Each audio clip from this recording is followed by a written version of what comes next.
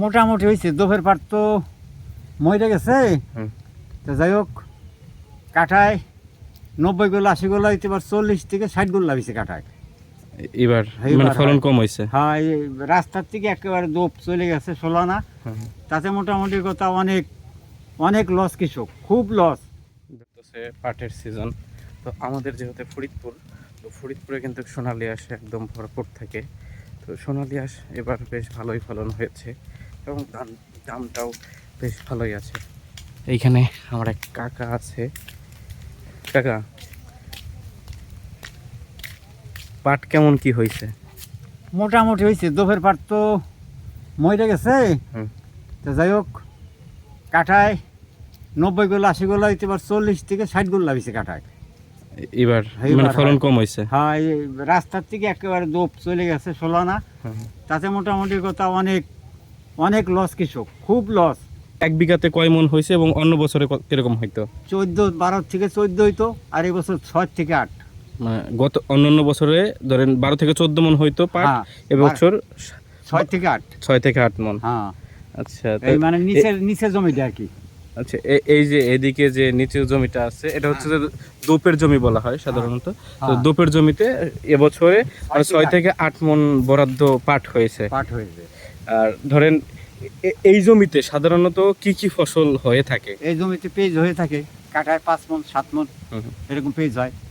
ভালো আর মন্দ 5 মন 7 মন পেঁয়াজ হয়। এই দুইটা জিনিস হয়, পাট আর পেঁয়াজ। এই জমিতে পাট আর পেঁয়াজই হয় সাধারণত। হ্যাঁ, দুটো ফসল হয়, তার বেশি হয় না। আচ্ছা, আর এর উপরে যে জমিগুলো আছে, এগুলো পাট হবে, পেঁয়াজ হবে, পাট হবে এবং ধানও হয়। যদি বর্ষা কম হয়, ধীরে ধীরে বর্ষা হয়, ধীরে ধীরে বৃষ্টি হয়, তাহলে ধানও হবে।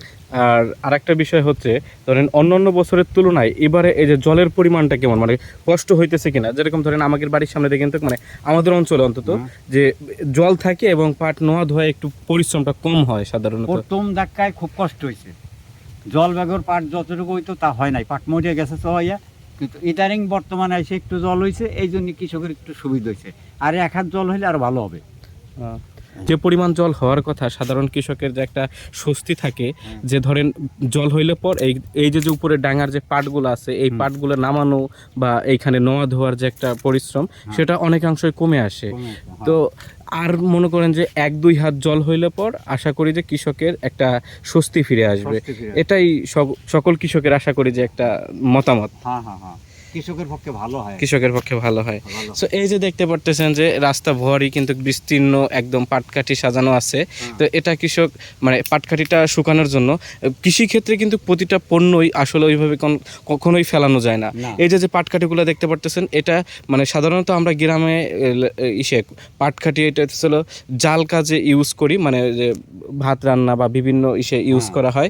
এছাড়া এটা কিন্তু আবার রপ্তানি করা হয় এই পাটকাঠিটাকে। এই পাটকাঠি রপ্তানি করে বিভিন্ন পণ্য তৈরি করা হয়। যেরকম এই পাটকাঠি কিন্তু একটা পর্যায়ে দেখা যায় যে চায়নার মতন বিভিন্ন প্রতিষ্ঠান আছে, তারা কিন্তু এটাকে ক্রয় করে নিয়ে যায়।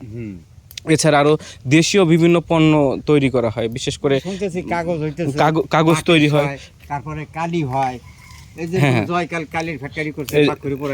এই যে এই পাটকাঠি দিয়ে কিন্তু মানে কালি তৈরি হয়, বিভিন্ন ধরনের কালি আছে, মার্কার পেন, যেরকম এরকম বিভিন্ন ধরনের কালি তৈরি হয়। তো এই ছিল ভিডিওটি যদি ভালো লাগে অবশ্যই একটা লাইক করে দিবেন এবং কমেন্টস করে আপনার মতামত জানিয়ে দিবেন।